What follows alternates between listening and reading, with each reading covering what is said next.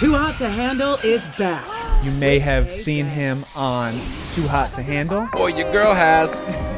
Today, we had the pleasure of interviewing Peter Vigilante, actor, influencer, and star of Too Hot to Handle. On this episode, we speak about manifestation, leveling up in life, and obviously, him going on the show, Too Hot to Handle. Much love, guys. This episode was awesome. Enjoy. I give and they get, and they run around town beating their chests like they forget. I can forget for now, but I won't never forget. No, love I feel, knowing the universe got my back. Whoa, love I feel, knowing that money gon' come right back.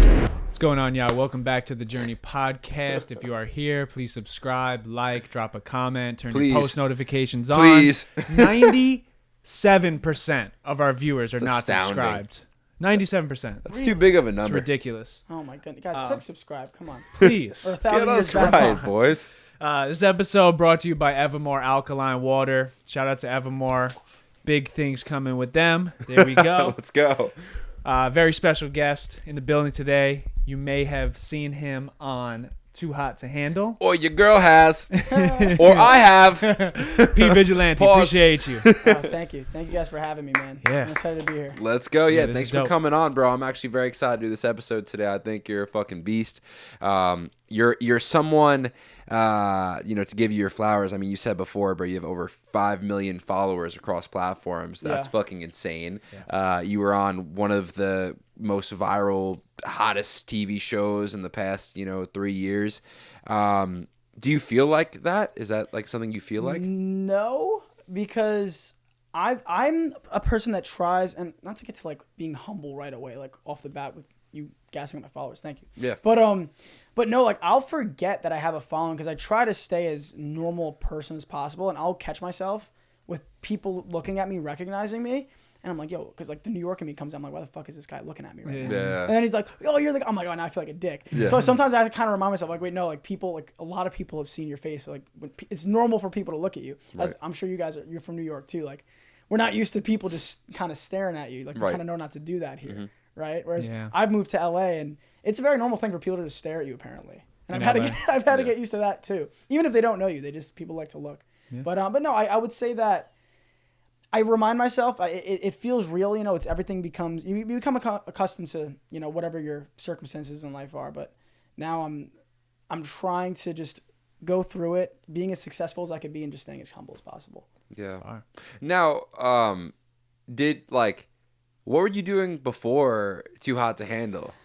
Were you posting, like, were you big on social media before Too Hot to Handle? Yes. Yeah. And I was extremely lucky to be already kind of posting and used to content creating prior to being on a reality TV show. So what happened was I was actually in college. I was at Seton Hall University, and I was a political science and broadcasting major. I wanted to be a politician or an anchor man. I had very different aspirations It's funny. to what I'm doing now. Anchorman. And then one day, because I had like a fitness account before it was a thing. Like people were making fun of me. Like, this kid's got a fitness account. This is before everyone was a content creator, right? Mm-hmm. I was doing it on Instagram. My buddy was like, dude, there's this new app that just came out, TikTok. And this is when Musical.ly made the switch to TikTok. Right. He was like, you'd kill it on there. Just post.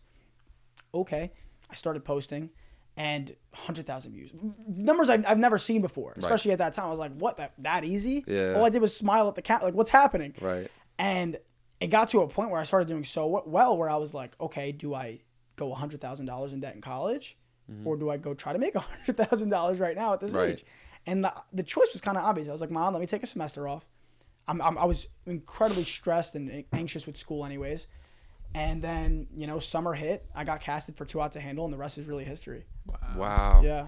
Wow. And what was the process while getting casted for Too Hot to Handle? So I got a DM one day that was like, hey, do you want to try out for this show? But obviously they don't tell you it's Too Hot to Handle, right? Yeah, what do they tell you? They told me it was parties in paradise. And they Okay. told me that we were going to be like going on yacht parties and traveling around the islands and Turks and Caicos. And I was like, sick. And for whatever reason, I don't know how much you guys believe in manifestation, but when I got this DM, something in my heart was like, I know this is it. Like, this is what blows me up. And you could just say like, oh, it's the first time you're being reached out for a show. Obviously, you're going to think that. But I was reached out for Love Island. Like, I never had this overwhelming feeling. I got the DM and I ran to my mom. I was like, Mom, I made it. She was like, what happened? I was like, just trust me. Like, this is it. Again, Wow, so you put it out. You put it out there because I've been struggling with that recently. I'm like, how much do I want to put out there? How much do I not? I struggle with it recently too, and I think you get to that point when you've achieved a lot and you start overthinking like, how did I get here? Is it because I believed it? Is it, you know what I mean? So I'm kind of in the same boat as you, but I didn't overthink it. I knew it. And the creepy thing about it isn't, I didn't manifest that it was the biggest show. It already was. That's the creepy part. When it came to me, it was already too hot to handle, but I had no way of knowing this. They tricked us so hard that if you look up the show that they're telling you it is, they had fake articles saying how there's a bidding war between networks and how this is going to be the next big thing. So they really tricked us. Like, because that's the main question I get is like, did you know? And it's like, no. And they lied to us so hard that there were fake articles about the show as you're like, oh, no, this is legit. I mean, some of us thought we were getting like kidnapped because I'm like, how legit is this? Because you fly to a different country and then they take your phone and then you're just there and you're like, okay, this is kind of creepy. But like, you just trust the process because this is supposed to be your big break. Yeah. But the reason I believed it is with the whole manifestation thing, my whole life, I knew that at 21 I was going to be famous. I don't know if I was just putting it out there. I've been saying this since I was 10. I was like 21. That's like the oldest you can get. I believed at the time. I was like, that's like drinking age. There's no other peaks after that. Yeah. So it's like at 21. So I'm 20 and I have like 1 million on TikTok. And I was like, okay, this is cool, but I thought it was going to be bigger than this. And the reason I believed so hard is because that same day I had that thought, I got the DM and I was like, that's my sign. Wow. Here it is. And then fast forward, you can imagine when Lana comes up and is like, you're on Too Hot to Handle. I wanted to cry because I was like, how the fuck did I know? So that was an insane experience in and of itself. Wow. So now I would say as far as the casting process, I know you were looking at it as like kind of your big break, but like I had a funny thing with casting once. Like I was being casted for Fear Factor. Okay. And it wasn't that I was like really passionate about it. It was like my college football teammate, they were doing like a doubles thing, like a duos thing. And he was like, bro, we got to do this. I need you. So I was like, all right. So, but I remember like getting into like the actual interviews, like we had like our Skype interview and they were like, wow, that was amazing.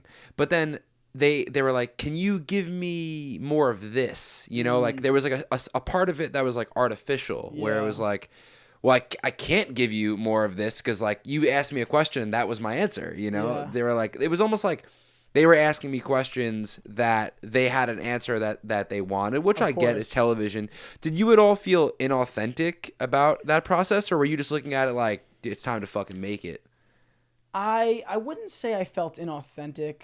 Because a piece of me at 20 years old was this horned up. Right, exactly. If they were to interview me today for Too Hot to Handle brand new, I wouldn't get on the show. Because I'm like this new, like, oh, don't sleep with a lot of women. Back then, I was like, yeah, dude, I'm ready to go there and get with all these girls. Like, I was excited. So I really kind of was that guy. Did I know that I had to put on a little bit more of a show? Yeah, dude, I was fucking doing backflips in my room when they asked me to dance. Like, I was going crazy. I was breathing heavy at the end of the interviews. Right. But I gave it my all, and I was that person back then. So it just was, right timing for me. Again, if it was to happen today, I probably wouldn't even get casted for the show. Right. Which is crazy to think about. Yeah. And then when you got there, what was that like?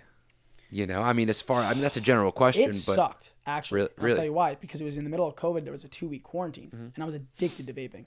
Addicted to vaping. And I was like, okay, I can't be filming a show and like jonesing for a vape. And I can't. Like, I'll go crazy. Yeah. So I said, okay, during this 2-week quarantine, I'm just going to cold turkey, which I've never done before. But I did. I cold turkey that and my cell phone, which is another addiction. And it started off so horribly, but it turned into something that I want to now recreate. Like, I want to be able to put my phone down and disappear for 2 weeks and just have no outside noise. And you just feel yourself in your most natural state. You're getting the perfect amount of sleep every night. I was in bed at 10 p.m. every night. I was up at 8 a.m. And I just felt so healthy. They're only feeding us good food. So in the beginning, it sucked because it was this massive detox for myself. But by the time I started filming, I was the healthiest I've ever been, which is really also insane. Yeah. Was there anything? I mean, I don't even know if you're allowed, if you guys sign NDAs and stuff like that. Like, what? Like, is there stuff that goes on that is kind of fake or kind of stuff on the show to make it more entertaining? Is stuff recreated? Do they tell you to do a certain thing or act a certain way towards a person to create more drama? Well, there's never a point where they're like, say this. And I think they do that on purpose because you can imagine not everybody, has their big break after reality TV. So it would be very easy for one of those people to come forward and be like, this was fake, this was a script. So they do try their best to keep everything as authentic as possible. Is there ways they want things to go and stuff? Well, yeah, that's how you make a TV show, of course. And of course, as contestants, maybe we know that a little bit. And that's why I think they're regrouping the whole kind of show, because the show was that they would surprise you that you're on Too Hot to Handle, but people are starting to think it's inauthentic because they're like, you have to know you're on the show. So now for this new season, to make it more authentic, they're like, okay, we're going to try a season where we tell them they're on the show because this isn't really working anymore. So now that's been a completely refresh for it. So I will say they do try their best to keep it as authentic as possible. Yeah, which I know a lot of other shows don't. Like I know I've heard a lot of things about Love Island and The Bachelor, but I will say for a reality TV show, it is as authentic as it could be. Yeah. And then fast forward after that. So, like, did you know once the filming was done, you fucking smashed it? Like, did you feel? Yeah. Well, because people thought I was upset because like people were telling my boys who were also on the show, like my friends would be like, oh, Peter must have been gutted, you know, when he got kicked out for this, or when they said that he was like the bad guy. And I was like, dude, I fucking love this. I was like, what do you mean? Like I'm watching myself on the TV, like I just hooked up with these two chicks and I'm messing with their relationships and I'm talking in third person. I don't do that. But like I'm just on this island and I'm just the most intense sexual version of myself. Right. I was like, I love this. I was like, this is awesome. So no, I loved exactly like the picture that was kind of painted of me on that show for sure. And I think it just worked out perfectly. Even though I was kicked off, I was like, I was so sick of it, honestly. I wanted to get home to my family. It was right before Christmas. So I was like, this works out perfectly. I got a great like airtime early in the season and it just ended up working out perfectly. And now like, did they give you any money? Like when you got kicked off the show and you're back home for Christmas, like is your life dramatically different, or does the show have to? No, they don't. They're not giving everybody massive checks. No, okay. No, they paid us. They paid us well, especially for a 20-year-old kid at the time. Right. But the main person that made the money was the winner of the show. I think he made like 50 grand. Okay. Which was good. So it's really not that much money really that even goes into it. No, I mean they start paying you more if you start coming back for things, right? Because really, what they see it as and what you should see it as, because it's what it is, especially then, is that you're getting exposure. You're getting massive exposure. I had 2 million followers on TikTok when the show came out, and now I'm at over 4 million. Like it's doubled me since. Right. And I wouldn't say it's just because of the show. I've been massive in content creation, but it's definitely boosted a lot of people. Yeah. You know, a lot. And I think that's what they kind of look at as the payment. Where are you at with confidence, bro? Because we've grown a lot, bro, in a very short amount of time. And it's not going to stop, you know? We're just going to keep fucking growing, bro. And it's kind of, we're obsessed with it. Like, in a way, like, we're our own Too Hot to Handle, like, with our own understanding of the algorithms and content. I've just became, like, obsessed with it, you know, where it's like a sport now, you know? And I'm trying, like, how do you handle, because as you grow a big following, it's easy to get, you know, a big ego. Oh, absolutely. So, but I've just noticed in life, you know, having a big ego, like, when would you say it's good to have a big ego, and when would you say it's not good to have a big ego? This is what I've had to learn. Yeah. So I prided myself on I think I became more humble after my show came out. But that made me happy because I look up to guys that are super successful and already like that. Like, I look at people like Joe Rogan. You can tell when he talks, he's worth $100 million, but he's a very genuine person, right? Yeah. And that's what I've always aspired to be. So for me, I think that it's come to a point where I think I've been too humble, and I'll be in the room with certain people that are kind of taking advantage of me. And then I'm like, oh, this is because I was too nice, and now they're taking my kindness for weakness. So now I'm in a place where I'm learning that there's certain situations where I do got to kind of, you know, put my head on a pedestal and, you know, show people who the fuck I am. But then there's other situations where I'm with humble guys like you, and, you know, we could just have real fucking conversation. Yeah. And I think I'm still learning when and how to act, which is hard because you just want to be real. And that's what I do try to be, but sometimes people don't deserve your real. Yeah. You know? It's a bar. Yeah. Yeah. How is the people that you came up with treat you differently now, and how do you handle that? Like, friends, are the friends that you grew up with still solid? True do people colors. Be like, oh, you changed? You know, True Colors came out. I remember my show came out. There were people that I haven't spoken to in years. Like, dude, we're basically family, man. So I can't wait to see. I'm like, come on. What the fuck are you talking about? I don't know your last name, bro. Like, what are we doing here? Right. But again, I just stayed real. I lost a lot of people, and it hurt. And it got to a place where I've been fucked over by so many people, where I was just like, no one else can fuck me over. And then someone extremely close to me will fuck me over. And I'm like, oh, okay, all right, I'll get surprised again. And now I just don't get surprised anymore. And it sucks because it puts you in a position where you feel like you always got to kind of, you know, look behind your shoulder, which I'm not. I'm a very trustworthy person. But people like to take advantage. And a lot of people don't have great morals, you know, especially when you do. Yeah. when before the episode, I asked you if there was, a few specific things that you like to speak about. Yeah. And one of the things you said was mental health. Yeah. Now, mental health is funny because we speak about it, but it's not something that we didn't set out to create a podcast about mental health. It was like it just kind of happened. Like that's like the path that it took, and those were the things that we were passionate about speaking about, and it really more so happened because we were both faced with massive adversity, right? So it was. Although you were kind of on top of the world and you're getting all these followers and you're on the show and you're becoming something and you're moving out to LA, was there ever like a dark point that no one really knows about? Absolutely. Yeah. Oh my, so many, dude. It's because you hit the highest of highs. I was at a point where anything I put out was just gold. And now with that, you see a lot of these other reality TV people like falling off, and then you're like, okay, I have so much to live up to. Like all the people that saw that I made it, they have to see that I'm still making it. Yeah. And that's when I felt like I came to a place where I don't care what people think of me anymore. But now that I've hit such a high, I'm like, I need people to see that I still am. Mm-hmm.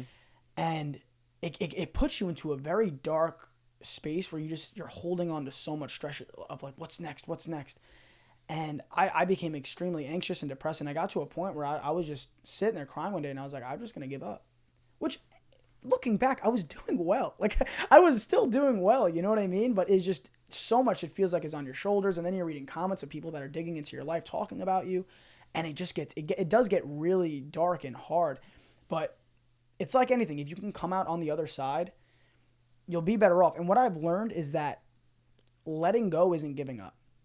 So what I realized I need to do is let go. Let go of, I still need to get the views. I need people to see that I'm doing well. I need this, I need that. And all of us are holding on to so much. And I was like, I need to let go. And I was sitting there, and I had a friend hold me. He's like, dude, let go. And I was like, no, because that's giving up. And he was like, trust me, just let go. And I felt myself physically just let go of all the stuff that I've bottled up, all the emotions, me worrying what people think about me, my ego. And I let go. And the moment that I let go of it, I realized that it wasn't giving up. It was just getting started, because now I could just pursue what I want to pursue without worrying about all those other stresses. And it's freed me since that day. That was one of the biggest changes I've had in my life, was just, it sounds so simplistic, but there's so many people that just need to let go of all these things they're holding on to, and your life will just change for the better. Yeah, we speak about that all the time, with just like your cup is full, you know what I mean? And then if you can't allow anything else to go into the cup. If the cup is full, it's going to overflow. And like that's when you have like breakdowns, and you feel overwhelmed, and you feel like it's like too much on you. And then once you let go, right, you pour a little bit out of that cup.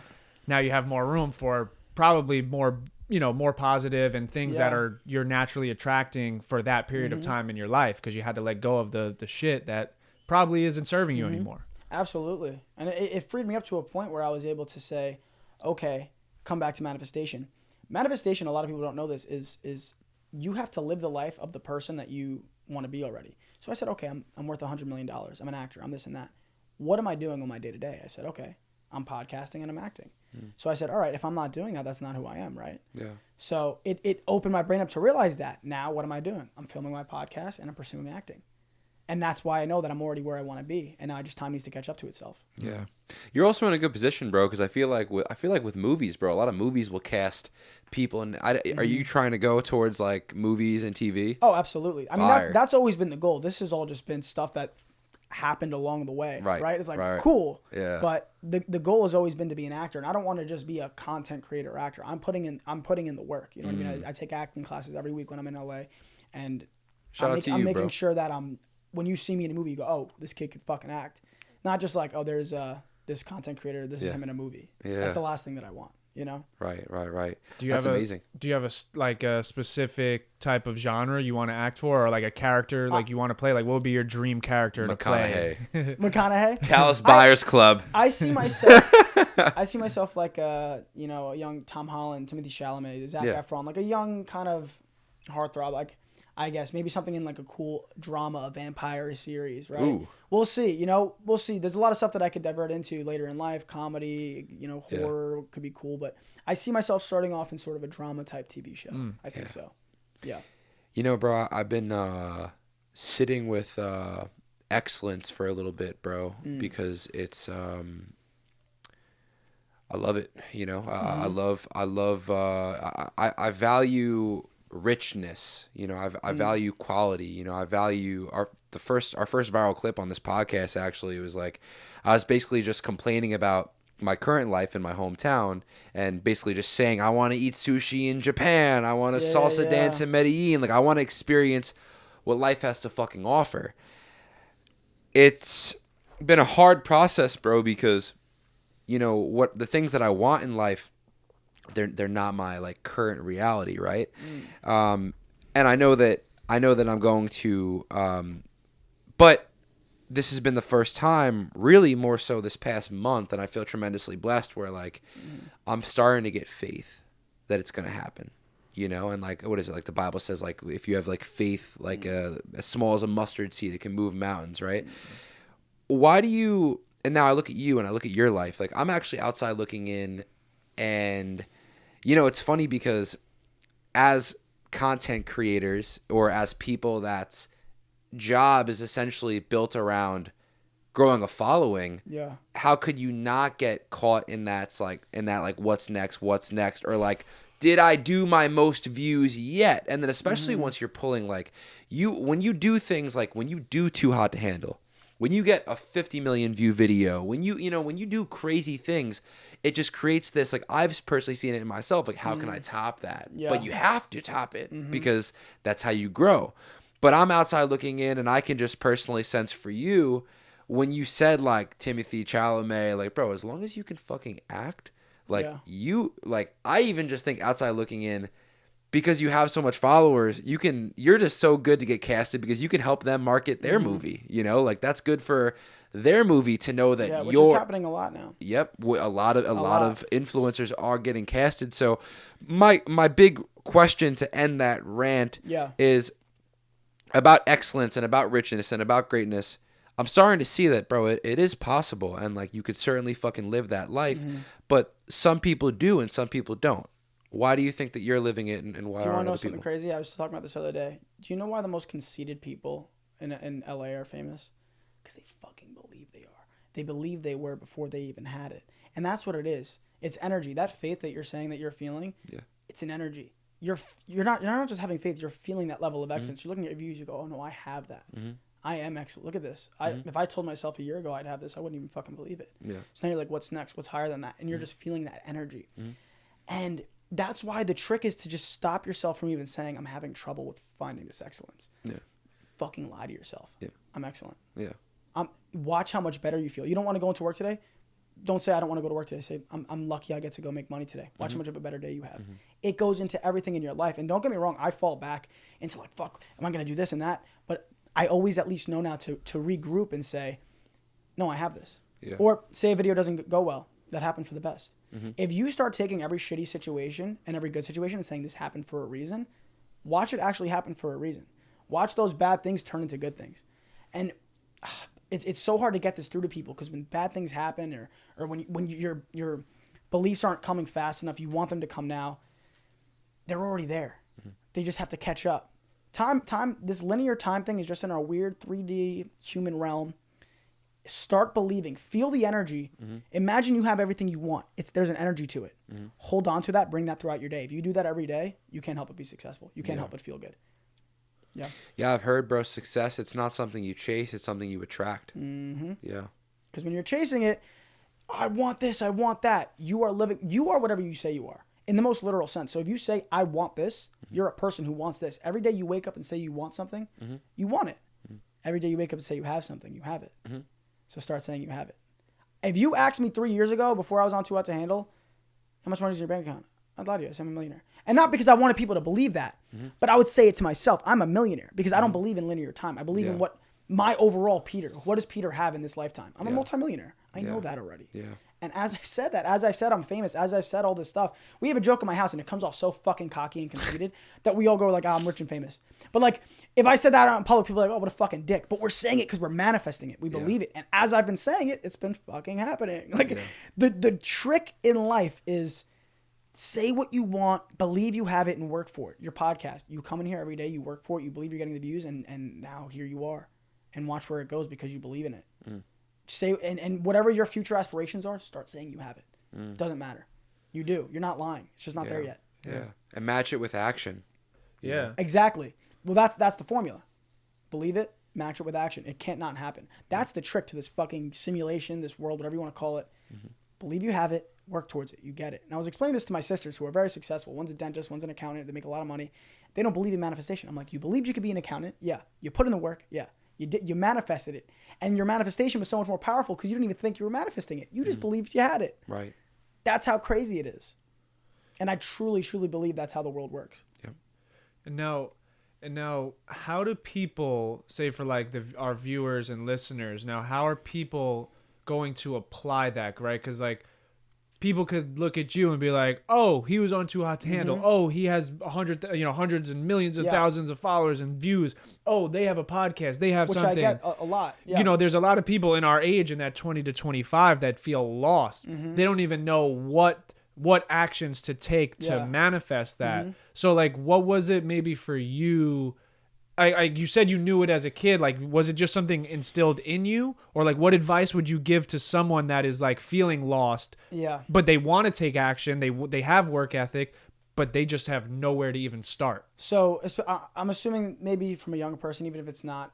I've had a lot of people say, I don't know what my passion is. Because at least you guys, figured out your passion, right? Now it's just about believing in yourself. Yeah. Some people are like, I want to believe in myself. I don't know what to do. I need to make money for my mom. I need to do this.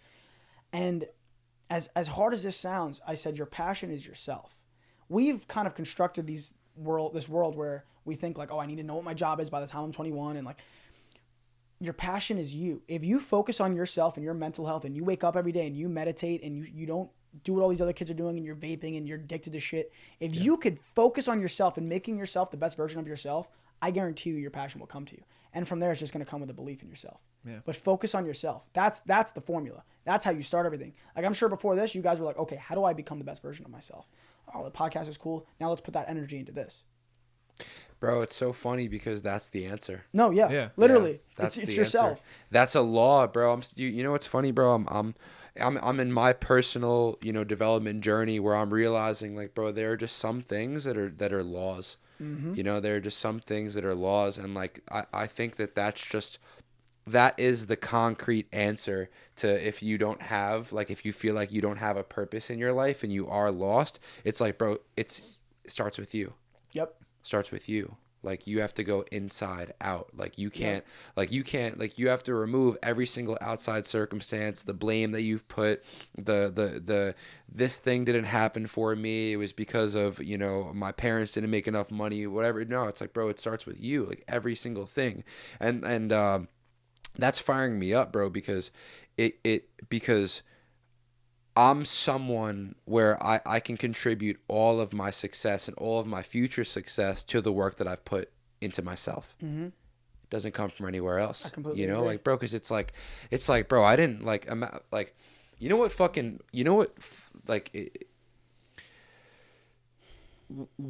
one of the most insane things to me, bro, is like the concept of dreams.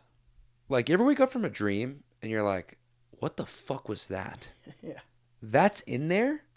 Like, how could you have one dream one night and it could be about the multiverse and these things, and then you could have another dream the other night and it'd be equally as insane? Like, you could be, I don't know, chasing a gorilla or, whatever. Like, bro, the power of our imagination, right? Like, that's where the greatness lies, but it's not a muscle, bro. If you don't use it, you lose it. Yeah. Like, and like, that's something that a lot of people need to understand is like, bro, you're like, there's no better person to come into your life and save you than you. You're that person, and there's no better resource than you. And that's something lately where I can't wait to become successful.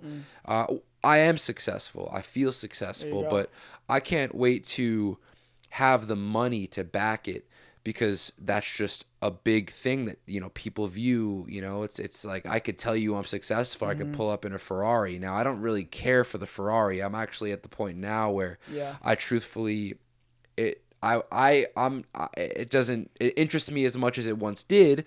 But where I'm going with this is I can't wait to be viewed as credible by society, so I can actually spread the message that it starts with you.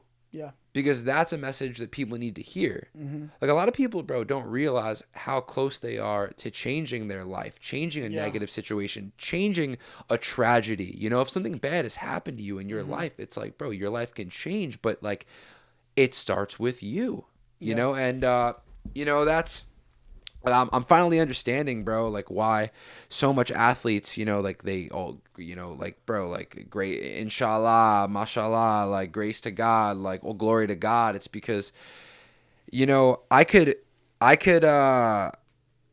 rely on the world, and I don't know. I just feel like, bro, if you rely on yourself, and if you rely on the peace of God that is inside yourself, that's when you make your best shit. Yes, that was just a big rant, but yeah, that's. But I think that you are credible. I don't think that you need to wait till you make a lot of money to be credible. I think that the proof is in the pudding of what you've already been able to do, and like I said, if you already believe that this is going to take you to success, you could start spreading that love already, and that's what I did. I think a lot of us have certain gifts. Like when I was younger, I was the type of kid that would really. I would tell everybody how things are supposed to be. I have a gift. If you have a problem, I kind of know what to tell you to do. I don't know how I know, but I know. And that was before I made any money. That was while I was still depressed and anxious. You have a gift. You know how to articulate things in a way to help people. Yeah. Whether you have $0 or $1 million in your bank account, that is still your gift. So either way, I don't think you need to put that label on yourself. And one day when you do have all that money in your account, and you will, you're going to realize that that's not a staple of who you are as a person.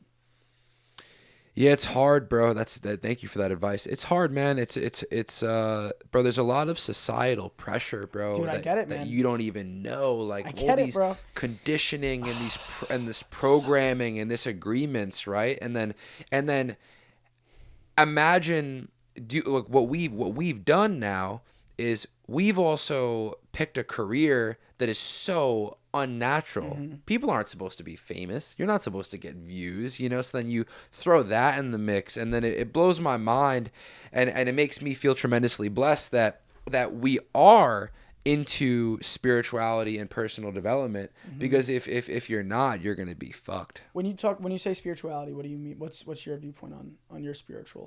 Where'd you get there? Have you been there your entire life? You grew up Christian? Little pee break, little battery swap. Before we get into that, Yeah. we're gonna get our minds right. Oh, I like that. We're gonna get our minds right with the Magic Mind. Yeah, You ever it's tried something- Magic Mind? No, I don't think so. No? It looks like something I'd like. Yeah, it's a nootropic. It has ashwagandha. It's like a boost of energy and focus. It's supposed to give you that like caffeine boost that a pre-workout would give you, but it's more natural and it's more like focused. When I take it, like you can kind of like feel it like settle in a little bit. I think it was on like Rogan, Brendan Schaub. I think Nelk had promoted it one time with Mayor Suarez from Miami. Let's go. Yeah, no, it's a really good product, bro. We've been using it. I'm gonna rip one right now. So much. Let's do it. I guess I'll join you boys. Yeah, let's get Pete's review on it. Cheers, boys. Cheers. Ooh. It's all good. There we go. It's doing something. It's a good time. I'm feeling it already. Right before we dive into spirituality, there we go. Yeah, bro. So as far as like getting into, and like, you know, it's funny, I do want to talk off camera about that, because like that is also, you know, what's funny, man, like it's really weird, right? Because like I look at like my passions, and they almost like don't go hand in hand. But in a way, that's what's like fun about it, is because like, why the fuck do I have to do what society says goes hand in hand? Like, why can't I be someone with a fucking huge ego that also talks about having less of an ego? Like, why can't I do that? You know, like I get it. Like, there's certain things in life that like don't make sense, but like I'm someone that's, not only am I extremely passionate about spirituality, but now I'm also extremely passionate about YouTube. And I can't fucking pick, you know, like that's, I didn't even pick it. Like it was just picked for me, you know? So that's the life that I want to fucking live. So I put this on my story yesterday, like, yo, reminder, like, bro, your life is your life. Like, you live it however the fuck you want to live it. Yeah. You know, like that's something people need to hear, because diving into how I got into spirituality, it's like, bro, if you don't live the life that God intended you to live, he's going to smack you in the fucking face, and you're going to have no choice but to live it. Yeah. What happened to me was I college. I'm not going to tell the entire story, but just college football guy got injured and then dropped out of college, came back home and started getting panic attacks. So what led me to spirituality was panic attacks, which was insane because have you ever had a panic attack? I have. Okay. So, it's hell. Yeah. It literally feels like you're dying. And and especially it's even more hell when you don't believe in it. Right? Cuz if you don't believe in it and it starts happening to you, you're just not prepared at all. And it not only does it fuck with your body, but it fucks with your perception on life. Like, oh, suffering is a real thing. Like a lot of people speak about like heaven and hell. I think heaven and hell just exist on earth. You can live in hell on earth, or you can live on heaven on earth. Yep. Now, as far as like why we're so passionate about spirituality, it's because it was the only thing, bro, that helped me recover from the panic attacks. And what I mean by like what spirituality is for me, very simple. It's just started with books, simple, like everyone else. Power of Now, The Alchemist. Then that with the books came audio tapes. Old guys like Wayne Dyer, Deepak Chopra, Ram Dass, Alan Watts. Then pair that with we need some practices now. So we got the books, right? We got people we can listen to in our car. Now I need some practices, right? So like I need to take the things I've learned in the books and apply them. That's meditation, So meditation comes in, and then the fourth thing really is something called karma yoga. This is where I'm at now. This is like the evolution of everything. Is like my spiritual practice and my spiritual discipline is my life. So what I mean by that is what you said before. How can I take every single thing that happens to me in my life, especially the bad things, and turn them into positive things? How can my entire day, from the moment I wake up and brush my teeth, how can every single thing in my day become a lesson for me? And that's what spirituality is for me now. It's like, bro, like not only am I living like a human life and I'm having days and I'm enjoying myself and I'm doing things, but every single day for me now has a lesson and there's things to learn from and there's a bigger reason in things and I can almost find God in my days now. That's spirituality as well. Is like, bro, like listen, fame and cars and there's a lot of materialism and all that stuff is good. But bro, like the thing that really fires me up is when I'm looking down at my phone and I see the numbers 333 and I look up and there's a 333 poster on the wall. Yeah. And I'm like, oh, God exists. And that's what fires me up. So that's what spirituality is for me. Yeah. Yeah. What do you are you a spiritual person? What would Extremely. Yeah. Extremely. It's funny coming from me because I grew up Roman Catholic, and then I like a lot of other young kids, I started smoking weed, thinking I was opening my brain up. Yeah. And I got to a place where I didn't have any of my own supernatural experiences, so I was just like, it's probably not a God. I was like, I think we're these super intelligent animals that when we realize what death is, we create a God. That's what I believed at the time. Again, I didn't have any of my own supernatural experiences, and if that's all you have to base life off of, and you're growing up, you think you're getting smarter. I thought it was very smart to believe that. But then I started doing my own research. I started looking at other people's supernatural experiences and people in my own life, and then I started learning about psychedelics and how a lot of these people say it's all connected and how they're seeing the same entities and that the government knows of 12 known dimensions. And I'm like, okay, I don't know shit. Yeah. So then I just became agnostic. I was like, all right, I don't know. Like maybe like there might be something, because the shit that I'm learning now, this goes against everything I just believed in atheism, which was kind of not even a low point, but it's a scary thought to think nothing happens when you get out of here, right? Yeah. So I'm happy I don't think like that anymore. So then I'm just open-minded about it. I'm like, maybe there's a God. And then one day, and I've never even told anybody this, and people think I'm crazy, but I know what I saw, and this is coming from a guy who is very open-minded and very like, it's kind of obvious there isn't a God, especially when you close your mind off to it. But I had a vision of Jesus, and I was like, what am I seeing?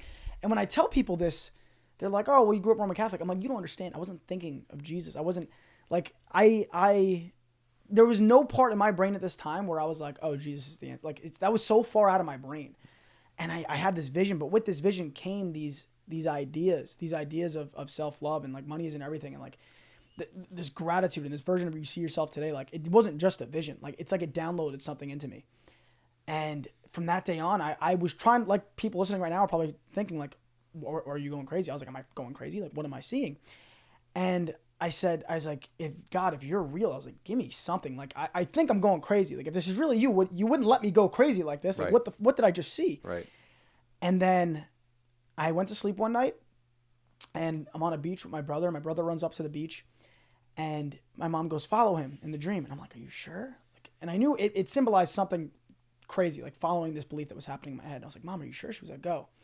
I run up onto the beach and I fall flat on my back and lightning strikes. And then I see Jesus in the sky and it starts pouring raining. And this feels more real than this right now. It felt like real life. And I'm crying and I'm accepting him into my heart. This idea that Christians say of accepting Jesus into your heart. I'm doing it. I'm physically doing it. And I'm like, I accept you. And what you were saying is only you could show up for yourself. I've had trouble doing that for a very long time in my life. And in this dream, it symbolized that because I was terrified. I felt the fear of God, if you want to call it. And I'm putting my hand up for my mom to come and I'm shaking. And it zapped that message into me. It's like, it's just you and God, bud. Mm-hmm. Like you're looking for help from other people. Stop. And as terrifying as it was, I put my hand back down. And that did so much for me. And I woke up from that dream and I was still crying and I still had this feeling of accepting this energy into my heart. And again, call me crazy. I don't know. I think a lot of people that if you open your heart up and you open your mind up and you ask for something supernatural to happen, it could happen. And it happened to me. And now I'm just left with the remnants of that. Fast forward a year, my buddy on that same month, because the month was written down, had the same dream of lightning strike in the air and then seeing Jesus while he was on a beach. And we found out that it happened the same exact month that I had that dream. Where's this beach, bro? Insanity. And I never told that story, and I'm sure a insane. lot of people think I'm crazy, but man, I don't know. I'm extremely sane. I don't see fucking things every day, but this was a time in my life where I feel like I got a message. Yeah. Just creepy. And you, bro, you can't hear that story. Like, I challenge people, bro, if you do hear that story and you like are skeptical, People bro, are like, gonna be. bro, and Yeah. listen, I like I've been spiritually trained, like, you know, to learn like you're not your first thought. I have first thoughts about shit all the time, but like Yeah. a majority of my first thoughts are like negative because like we're just judgmental people. You know, like there's so much times where I find myself meeting someone and like instantly I want to talk shit about them, but it's just because it's just how I've been conditioned, Yep. you know? So I've like learned like you're not your first thought. You're you know, you could look at your first thought and you could decide in that moment, is that who I am? Mm-hmm. You know, when you come across a circumstance, you know, and the first thought that comes to mind is negative, you get to sit with yourself and say, is this me? Mm-hmm. And I've learned more often than not, it's not me. So like when I hear that story, I understand how people can, you know, be, you know, view it as negative and like wash it off. But like one of my favorite quotes comes from this guy named Wayne Dyer, mm-hmm. and he's like, bro, be open to everything and attached to nothing. You know, like Yep. what do you get in life? Because, bro, some people actually need that help. Like, there's probably people listening to this right now that, like, they need to believe in, like, maybe miracles do exist, right? I believe they do. Because, bro, like, I've heard yeah. that story. I've heard that story just a ton of times Yep. from different religions, a ton of different things. My like, friend bro, was Muslim that Yeah. had the same dream, and he's still trying to wrap his head around what he saw. Yeah. So Yeah. you can imagine how he feels. Yeah, it's because you open yourself up to it. Yeah. Yeah, open yourself up to it. Yeah, and I think it's not like I'm sitting here also saying like, you know, you have to be a Christian or you go to hell. I don't have beliefs like that, right? Yeah. I think as long as you're a good person, I think that's what this is all about. Yeah. But I think it's come to us in a bunch of different forms, you know, throughout history, whether it's through Buddha, through Gandhi. I think there's people Yeah. that have had messages for us. Yeah. Through Jesus, whether Mm-hmm. you believe Jesus is God or not, like Yeah. Christians do. I don't think it matters. Yeah. I don't think that Jesus was trying to create followers. I think he was trying to create leaders. I think that was a message that he was trying to spread to people. And I think that that's what a lot of these other leaders had as well, was this message of love and peace and happiness. Love your neighbor as you love yourself. Yeah. And I think people get wrapped up in, oh, this guy's a Christian, this guy's a Muslim. Are we all doing the best to be good people? Are we? That's what I think this is. I think this is a test. Mm-hmm. That's what I believe. Yeah. I think this life is a test, and it's the hardest test because you forget who you were before you came here. Mm-hmm.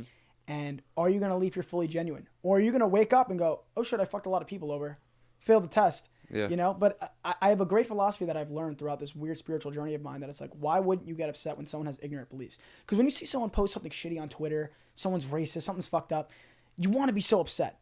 And some stuff should upset you. But the reason you really shouldn't let it get to you is because the same way you're taking a test in middle school and you studied real hard and there's a kid next to you that is, you know, looking at you and going, you're going to fail the test, but you know you got the answers right. Are you going to sit there and fight with them and be upset? You're going to go, one day you'll see. So what I've learned is that one day all will know. Yeah. All will know the answer. Yeah. At the end of this life, because I believe there is something after this, people are going to learn that the answer was love, and that's what you got to focus on this whole time. So the reason I don't get upset anymore when someone's got these fucked up beliefs is like, I'll try to guide you, but one day you will find out. Yeah. Yeah. Yeah, I feel it because for me it took me a while to believe in a higher power, believe in something. Like I lost my mom when I was 12. So I always thought like if there was a God and Why would he let that happen? yeah, why would you do that? You know, like I didn't do anything to deserve that. What did Yeah. I do up until 12 years old to deserve you to do that for me? So like I didn't believe in it for a while. My dad really didn't believe in it either. You know, he kind of thought the same way.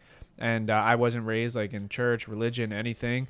I had no idea about any of it. And as I got older and as I started to like see things come into my life, and it really was when we started this pod, I don't know if I believe in like God. I don't know if there's a white guy up there with a beard that says welcome to my kingdom, and you know you just live in clouds and there's gold every, you know what I mean? I don't think that's not my belief, but I believe more in like the universe and like a higher power guiding us. And we talk about free will a lot, and I think it's weird because I always like when you guys talk about this stuff and Jake talks about it a lot and you were just speaking about it, like I'm on that side, and then there's this other side of me is like, but like then you do think about all the fucked up shit going on in the world, and it's like, why? Like just think about like the Middle East right now and what you see on Twitter, like bro, babies are being blown up, you know what I mean? Like it gets really dark, and like murders, rape, all that stuff. It's like where, like why does God allow that? And that was always my confliction between that. It comes back to, you know, free will. And it comes back to, it's not so much that God allows it, because this wouldn't be a human experience if he didn't allow it. It's as good as heaven. The whole point is as hard as it is, as hard as everything's going on, I'm not justifying the horrible wars going on right now and everything going on. But at the end of the day, everything's a lesson. You know, one person's heartbreak is another person's lesson. I'm sure what you went through with your mom shaped you into the man that you are today, as hard as that was. There's a lot of lessons that come out of all this bad stuff. And even as shitty as things are, you look back at you know, the Holocaust, we know to not let that shit happen again. We look at Hitler, we're like, we know not to let a tyrannical person like that come into power again. As fucking horrible as it was, and it shouldn't have happened. Like I said, it's not that everything's good, but it comes back to free will. There's a yin and a yang, and it shows, it creates outliers. Because how do you know who a good person is if there's no bad people? You need that yin and yang. Yeah. You need those people that are going to step up and change things. And I think that's what creates character. I think it's what strengthens your soul. Yeah. And for you to be able to identify those horrible things. Because, again, you also can't have happiness without sadness. Yeah, and then exactly, polarity. I was going to mention that because that's what I've learned about that debate is it's just you can't know good without bad. Yep. Now, to take that, I love taking these topics, right, and like speaking about how they speak. I like taking like these things and like comparing them to like something they shouldn't be compared to. So like I was watching The Flash. Yeah. The TV show or the movie? The movie. Okay. Yeah, I was watching The Flash last night, and let me see how do I want to frame this. Yes, I was watching The Flash last night. It's so stupid. It's so dumb. We went from the Holocaust to The Flash. No, so anyway, yeah, so long story short, have you seen The Flash? No. It's good. So good. Barry Allen is The Flash. And when Barry was 10 years old, his mom was murdered. And, you know, he walked in on it and saw his mom lying on the floor. And then his dad went to prison for the murder. His dad was framed and set up as the murderer. So, you know, now, you know, not only do you lose your mom at 10 years old, but you lose your father as well to something, you know, a crime that he didn't commit. And long story short, Barry, the Flash, finds out he can run so fast he can put himself back in the past. So he runs into Batman, and Batman's like, no, don't do that. You're gonna mess with time, and you don't know what you're gonna goes to the doesn't listen. Why would he? And then saves his mom. Mom doesn't die. Goes back to the future, but something happens. And long story short, just by him saving his mom's life, he fucked up everything. Yep. Bro, Superman didn't exist.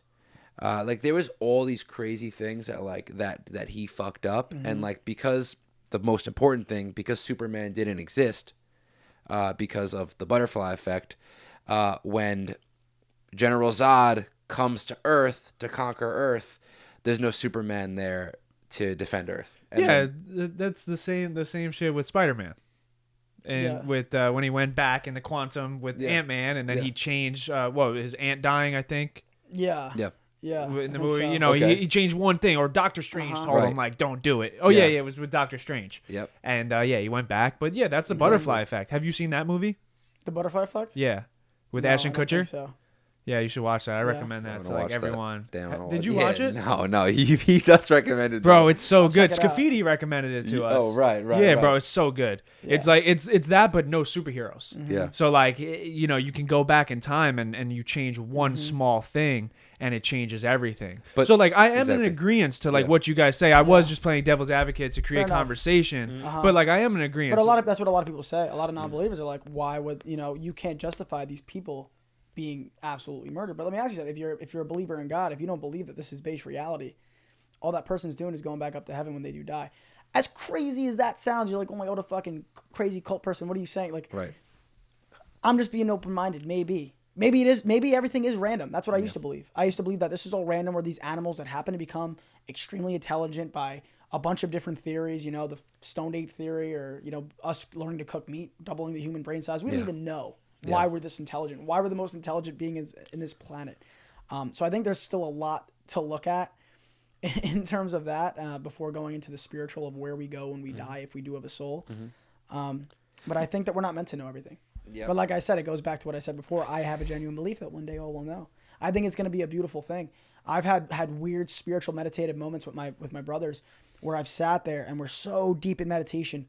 And I'm like, do you feel it? And they start crying. And we're on this wavelength that you just can't explain, that only if you're there you could feel it. And I'm like, we chose to be here. And they're like, I feel it too. We chose to be here. We chose to forget everything. And I believe that now. And it's a beautiful thing. And I mean, who wants to believe anything else, right? Like it's such a beautiful thought that one day you're going to wake up and remember that, you chose to be here. Yeah. And that this is the size of you on this earth. But when you get out of here, that's only a small piece of who you are. Yeah. Let's switch topics. Let's rip relationships. Oh, okay. Let's do it. Let's rip relationships. Yeah. How has your dating life? Are you single right now? Yeah. And then how has your dating life been since Too Hot to Handle? Like, what is that like? What are your DMs like? What is the approach to women now? It's so funny, dude, because people think I'm a dog, and I should be naturally. Like all my boys. You're from a the show, dog. You're from Staten Island. dude. I know, and it's what people think. And listen, I used to be like, I get it.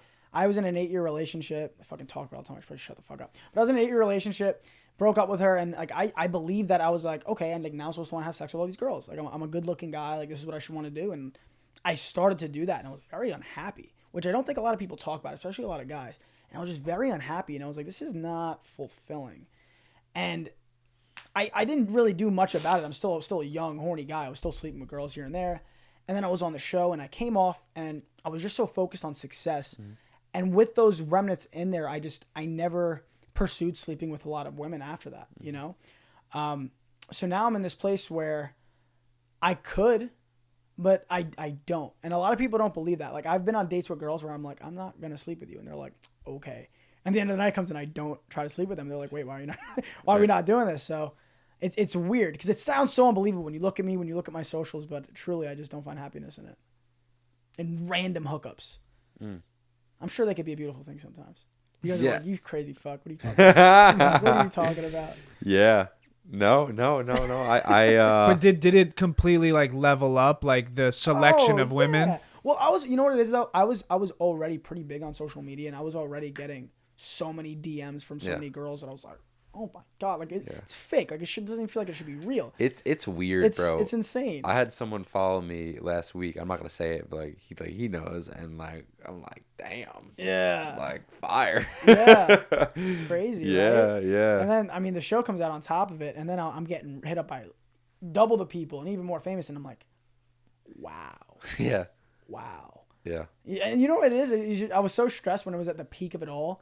I was like, there's so many I want to get back to. I was like, there's no way I could respond to all these girls. You know what I mean? Right. Like, so like, there's so like I can't. I just had to put my phone down. Like this is crazy. Yeah. But that's why like I'm at a place now where I only talk to people that I have to, and I like trying to meet girls in person if I can. Yeah. I really try my best. Yeah.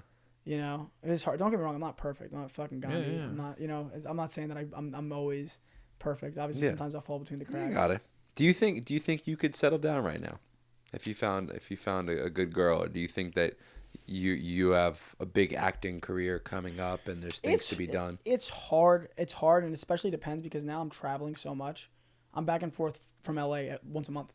You know what I mean? So it's like, how would I have time? But I think it's possible. You know, if the right girl knocked me off my feet and was just so perfect.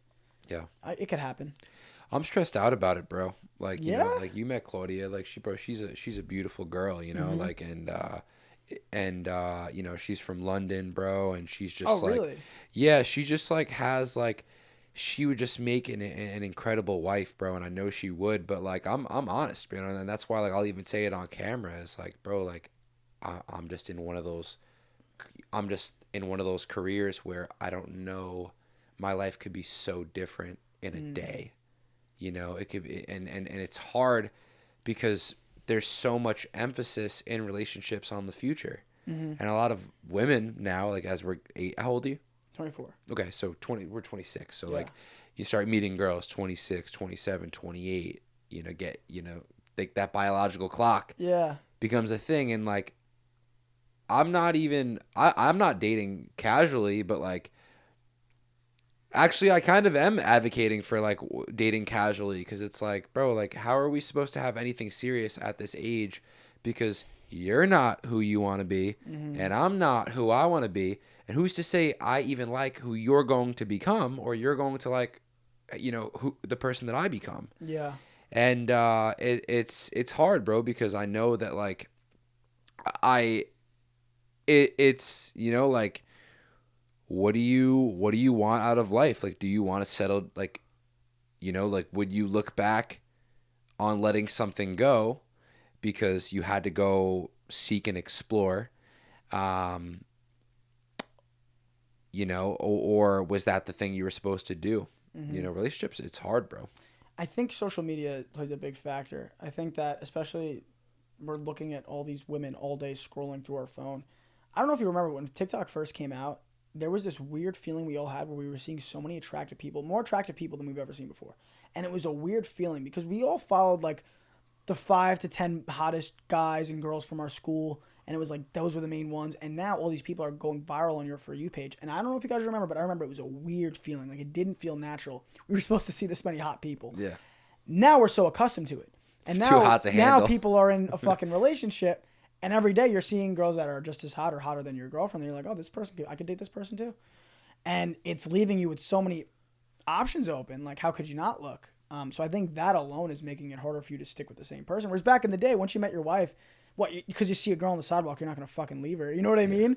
And now, but every day you're seeing the same girl, the same person. You're like, oh, maybe she like. It's hard. Yeah. That's the thing, though. I think a lot of people get like misguided and confused with social media of options. Yeah. Like just because there's a lot of attractive people, that doesn't necessarily mean they're actually an option or like a good option for you, you know? And a lot of people get confused and they get tempted, and, you know, just sexual attraction makes people make poor decisions. And maybe there is a girl that is good for you that you probably should stay with, or maybe you should at least give it more of a chance. But there's a lot of guys that go because they think they have all these options, and then it's all a facade. Most of the shit you see on the internet, one, the girls usually don't even look like that in real life. There is their select few, of course, but like most of them don't look like that in real life. And then two, it's like is that the type of girl that you really want to see yourself with? Like, is that a type of girl, like, if you do want to have a family, if you do want to have kids, if you want to, is that the girl that you want to bring around your parents? Is that the one you want to introduce to your friends? And I think a lot of guys just don't think like with their brain. Oh, of course you know, not. and it's. Oh my gosh, of course not. Like, I've seen beautiful girls that are getting less attention because they're covered up more than their friend. And I'm just like, these guys think like such primal animals. Like this other girl, because her boobs are out and her skirt's short, they think she's like the hotter one. Yeah. When I could clearly, like, I'm the type of guy that I like a girl who's more to herself, right? And I'm like, wow, like no one else, you know, don't get me wrong. If I'm dating you, if you want to dress how you want. I'm not going to control how you want to dress. But like, I find the beauty where another guy might just think primarily like, this girl's cleavage is out. Oh my God, she's the hot one. Like, whereas like, I'll see the friend who's a little more covered up and I'm like, wow, like she's kind of held offish. She might be a good girl that maybe I could go for. Yeah. You know, when we do get to that point, because like I said, I'm the type of guy that wants to wait. I think it's more so that when it leads up to that point of we're not waiting anymore, it just makes that moment even hotter for me. Yeah. If that makes sense. And maybe you build something more real out of that. I don't know. Who knows? No, I think so. What's your experience dating other like influencer type of women? Like, would you rather, like, if you, like, what, do you have a preference? Like, would you rather your girl have no social media or your girl be fucking popping? It's hard to say because it depends on the person. Because I could have a girl that is killing it, and then she's also happens to be like the most loyal girl ever, and it's great. And now we're growing off of each other, and that could be really, really cool. But you also don't want to seek just somebody that is doing well, and then also hope that they could bring all that other stuff into the relationship as well. And then another deep part into it is like, what happens to a lot of these couples is that they start, whenever they do something nice for each other, they record it. So now that they recorded it, you start not knowing if something is genuine or not, and it takes away from the relationship. And a lot of couples have spoke on that. They're like, it gets to a place where everything's recorded, and now it's like, okay, does he love me, or was this just content? And it's like, it just takes out the love of everything. Yeah, like how much content is too far. That was one of the original relationship content people. It was a channel called Boyfriend versus Girlfriend, Jesse Whalen's, and they were the people that first spoke on this, right? Yep, I remember that video. yeah. They vlogged every day for like And they were 7 years. They were killing it. Bro.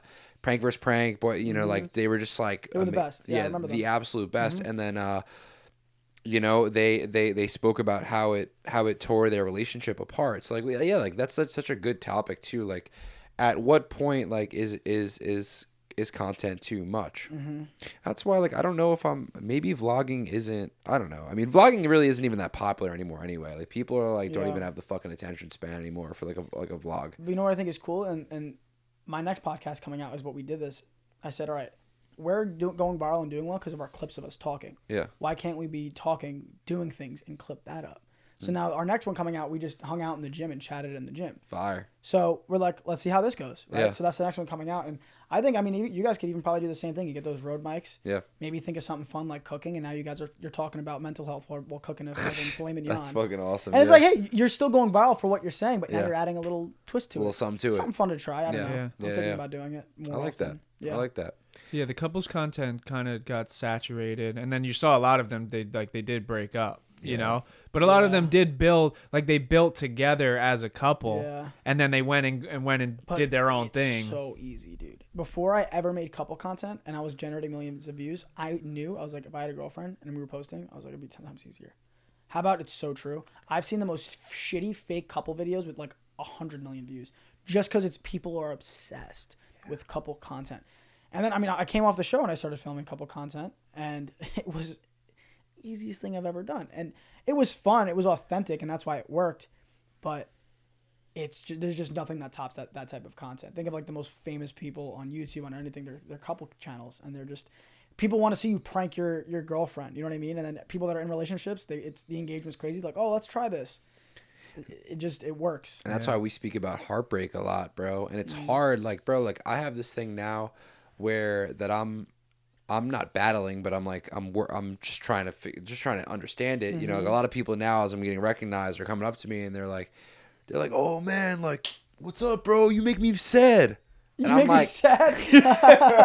And I'm like, fuck, you know, like, is that my brand? Like, is that who I want to fucking be? But it's just hard, bro. Of course because it is. You should be happy about that, bro. No, well, you got some inspirational shit on your page, bro. It's a beautiful thing. Yeah. I'm fucking jealous of you how you have all that clipped up on one channel. I think that's awesome, bro. Oh, thanks, man. For sure. I appreciate that. But yeah, no, but like I just like I've even looked at like my authenticity and like have looked at like sometimes we've like, well, I'll pepper a clip, you know, because I know that like it'll pull a heartstring. But it happened. Like I did get broken up that week, but like if I get broken, like bro, like the worst. I mean, the best thing that can happen to me, like, but the worst thing for a girl is like if she breaks up with me, I'm gonna go get another 100,000 followers off that, you know, like you know, because I'm gonna be on fire the whole fucking month. So you're worried it's like taking the genuity out of your heartbreak and you're just purposely gonna just go get fucking broken up with? Yeah. Well, I mean, guys, like it just turns into a vibe clip. Just starts so serial funny. dating again.